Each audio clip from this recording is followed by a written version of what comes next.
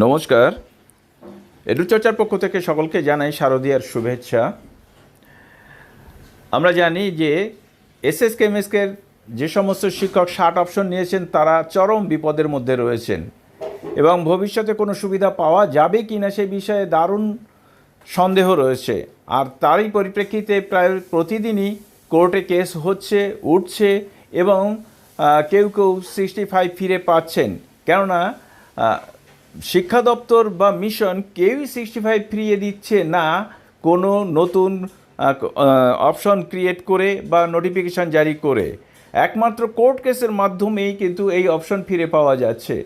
তো 23 তারিখে এরকম একটি কোর্ট কেস হয়েছিল। সেই কোর্ট কেস থেকে 10 জন শিক্ষক শিক্ষিকা যারা 60 অপশন নিয়েছিলেন তারা 65 ফিরে পেলেন। আর এই নিয়ে সেই মামলাকারীদের পক্ষের অ্যাডভোকেট মাননীয় বিধান বিশ্বাস কি বললেন সেটা আপনাদেরকে এখন শোনাবো। গতকাল জাস্টিস রবীন্দ্রনাথ সামন্তর ঘরে আমি দুটো মামলা করেছিলাম। 5 জনের তাদের মধ্যে 5 জন ছিল এসএসকে টিচার এবং 5 জন ছিলেন এমএসকে টিচার। ওনাদের মামলা গতকাল হয়েছিল।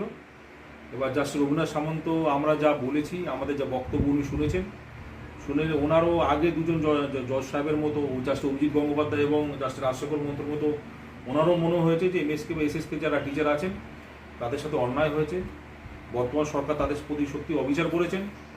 সেই কারণে উনি আগে যে দুজন জাজ রায় দিয়েছিলেন সেই একই রায় উনি বহাল রাখলেন। উনি এসএসকের 5 জন এবং এমএসকের 5 জন, মোট 10 জনকে কালকে উনি 65-তে ফিরিয়ে দিলেন।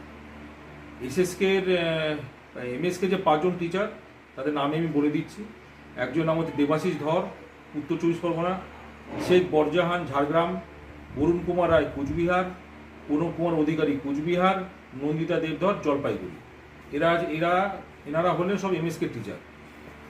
আর এসএসকে যে 5 জন টিচার কালকে 65 ফিরে পেয়েছেন তাদের নাম হলো দীপালি রায়, মালদা; সুলেখা মুখার্জি রায়চৌধুরী, মুর্শিদাবাদ; রিজিয়া খাতুন, মুর্শিদাবাদ; মৃণালিনী পাহাড়ি দণ্ডপাত, ঝাড়গ্রাম; ভারতী প্রধান, জলপাইগুড়ি। এই 10 জন টিচার কালকে, এটা বলতে পারেন আমার থেকে বড় কথা আপনাদের সাফল্য। এটা মানে আমি আপনাদের জন্য লড়াই করতে পেরেছি এবং এই 10 জন টিচারকে কালকে আমি 65-তে ফিরিয়ে দিতে পেরেছি। এখন ঘটনা যেটা হচ্ছে যে দেখুন, এরকম 5 জন বা 6 জন যারা পেয়েছেন এইভাবে তো মামলা করা মুশকিল। 5-6 জনকে নিয়ে আপনারা চেষ্টা করবেন। যারা এমএসকে বা এসএসকে যারা টিচার আছেন আপনারা তো কেউ তো কোনো বেনিফিট পাননি এখনো পর্যন্ত, যারা 60 অপশন দিয়েছেন। এখন এখানে বিষয় যেটা হচ্ছে, দেখুন অনেকে আমাকে প্রশ্ন করছে যে আমার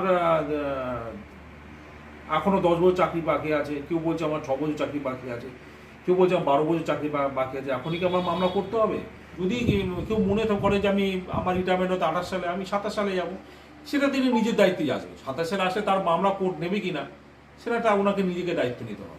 বিধানবাবুর আরও সাক্ষাৎকার আপনারা দেখতে পাবেন এখন চর্চা চ্যানেলে গেলে। সকলে ভালো থাকবেন, সুস্থ থাকবেন।